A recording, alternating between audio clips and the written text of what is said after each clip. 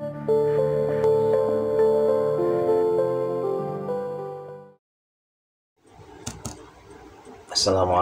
warahmatullahi wabarakatuh. Alhamdulillahirabbil alamin. Asyhadu an la ilaha illallah wa asyhadu anna Muhammadan abduhu wa rasuluhu la nabiyya ba'dahu min Allahumma shalli ala Muhammad wa ala alihi haqqa qadrihi wa miqdaril azim. Rabbi shrah li sadri wa yassir amri wahlul 'uqdatam min lisani yafqahu qawli, amma ba'du. Kaum muslimin dan muslimat yang dirahmati Allah, pada kali ini kita akan membicarakan tentang ibadah haji dan juga kaitannya nanti dengan berkurban. Haji merupakan rukun Islam kelima yang kewajibannya ta'alluq bil istita'ah. Harus ada kemampuan. Jadi tidak semuanya diwajibkan Allah haji, hanya bagi orang yang mampu saja. Kalau kita lihat haji ini agak istimewa karena berbeda dengan ibadah yang lain. Kalau ibadah lain itu hanya menggabungkan dua kekuatan. Misalnya kalau sholat itu hanya menggabungkan kekuatan iman dan kekuatan fisik. Kalau zakat menggabungkan kekuatan iman, kekuatan ekonomi. Puasa, iman dan fisik. Tapi kalau haji menggabungkan 4 kekuatan. Pertama kekuatan iman, yang kedua kekuatan ekonomi. Kalau iman kuat, ekonomi nggak kuat, nggak bisa berangkat haji. Apapun sebaliknya, ekonominya kuat, iman lemah, malah dijadikan uang untuk hal-hal yang lain. Sama dengan kurban nanti kita kaitkan. Karena imannya lemah, duitnya ada tapi iman lemah. Lebih senang membeli sepeda baru harganya 5 juta ya. Sedangkan untuk korban nggak kuat. Yang ketiga kekuatan fisik. Artinya kalau ekonomi kuat, iman kuat, fisik nggak kuat, nggak berangkat juga. Yang terakhir adalah kekuatan ilmu pengetahuan. Inilah 4 kekuatan yang diajarkan oleh Rasulullah lewat ibadah haji. Pertama kita mulai dengan kekuatan iman dulu.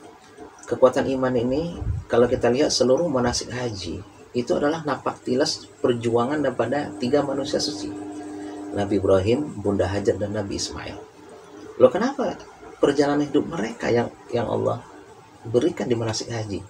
Supaya kita tiap tahun belajar dari kekuatan iman kepada 3 manusia suci itu. Kalau sudah perintah Allah, mereka tuh sami'na wa ta'na, walaupun berat secara akal manusia. Begitu Nabi Ibrahim punya anak pertama, Ismail, baru lahir sekitar umur 2 bulan.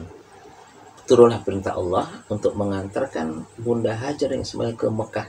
Yang waktu itu nggak kayak sekarang. Mekah sekarang ramai luar biasa. Dulu manusia aja. Kalau kata teman-teman, jangankan manusia, jin aja nggak lewat ya. Gunung batu, air sulit, gersang, tandus. Istri melahirkan dan tanpa diberikan bekal apa-apa. Tapi karena ini perintah Allah, sami'na wa ta'na. Begitu Bunda Hajar sampai di Mekah, Bunda Hajar bingung. Anak masih orok, masih bayi. Tidak buatnya bekal. Ditinggal lagi sama suami. Mending suami nemenin. Tinggal ke Palestina. Setelah itu, Hajar bertanya, ya suamiku, ini kok begini ceritanya? Saya baru melahirkan tanpa bekal gitu. Ditinggal lagi gitu. Apakah ini perintah Allah? Kata Nabi Ibrahim, benar istriku, ini perintah Allah. Nah, bersamalah iman Bunda Hajar. Kalau ini perintah Allah, tinggalkan saya. Kamu nggak takut? Nggak khawatir? Nggak. Kenapa? Kan Allah yang nyuruh. Kita baru presidenan ini nyuruh, kita baru nggak khawatir. Kita disuruh gubernur ke Jakarta, nggak khawatir kita. Pasti ditanggung dong, hotel ditanggung, tiket ditanggung. Ini giliran Allah nyuruh, kita banyak mikirnya gitu. Disuruh Allah berkurban, mikirnya banyak banget gitu. Nah, disuruh Allah menikah, banyak banget pertimbangannya. Masih ragu iman kita dengan Allah. Nabi Ismail pun sama. Ketika dipanggil ayahnya, nak, ayah disuruh nyembelih kamu, nak. Pertama Ismail kaget.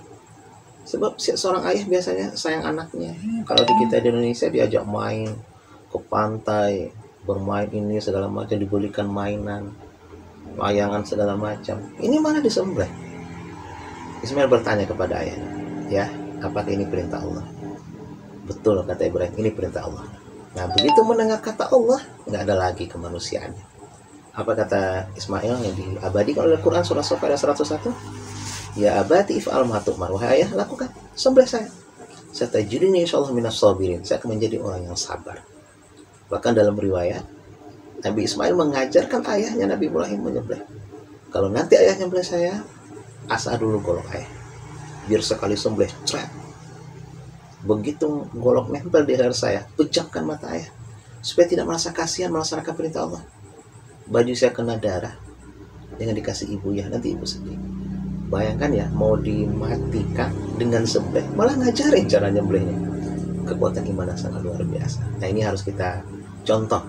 Sederhana aja, kalau sudah perintah Allah nggak ada lagi cara kita.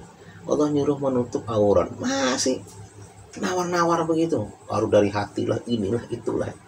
Coba kalau Allah nyuruh nyembelih anak, nawar nggak kira-kira?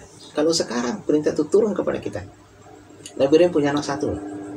Kalau sekarang punya anak 8 pun, Allah suruh nyembelih satu, mungkin kita nawar, ya Allah jangan anak saya dong, anak yang lain aja deh gitu. Ini baru disuruh nutup aurat udah pada banyak alasan segala macam. Disuruh meninggalkan riba, banyak alasannya. Mana iman kita kepada Allah? Yang kaitan dengan kurban juga begitu. Untuk harta dunia kita tidak pernah hitung-hitungan, selalu yang terbaik. Motor terbaik, mobil terbaik. Giliran kambing korban, cari yang murah, cari yang kurusan. Malu kita dengan Nabi Ibrahim, Nabi Ismail, Bunda Hajar nanti di akhirat. Inilah kekuatan iman. Yang kedua, kekuatan ekonomi. Bahwa Islam mengajarkan kita untuk menjadi yang kuat secara ekonomi. 10 yang dijanjikan Allah masuk surga, sahabat Asyarul Muwahhidin berjana semuanya miliarder. Gak pernah Islam nyuruh kita miskin, itu gak pernah. Hakimu sholawat, zakat. Bayarkan zakat. Gak ada perintah Allah dalam Quran, dirikan sholat, terimalah zakat, gak ada. Bangun kekuatan, tangan di atas lebih baik, tangan di bawah. Makanya kalau menjadi orang beribadah, kita harus bisa memberi, jangan hanya meminta-minta. Menjadi bangsa yang besar harus dengan membangun kekuatan ekonomi. Indonesia itu sudah dilimpahi Allah dengan nikmat yang luar biasa dari kekayaan alam. Tinggal kita mengelola dan berbagi untuk orang lain. Yang ketiga, kekuatan fisik.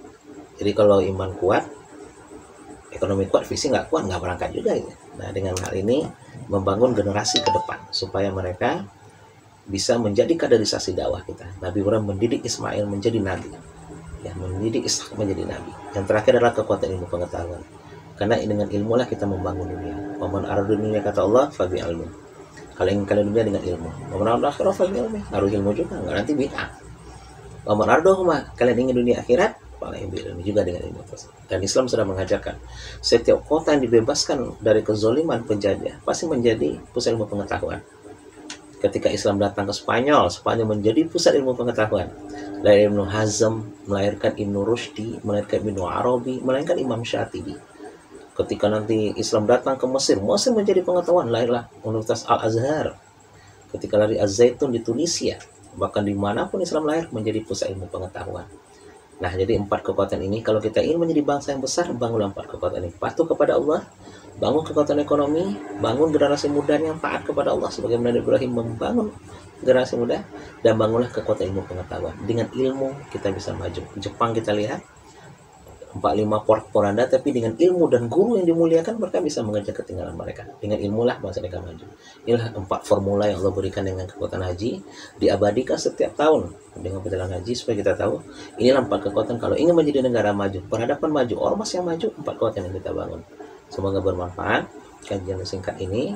Semoga kita menjadi bangsa yang besar, ormas yang besar, yang bisa berguna untuk orang lain. Subhanakallahumma wabihamdika, asyhadu an la ilaha illa anta, astaghfiruka wa atubu ilaik. Assalamualaikum warahmatullahi wabarakatuh.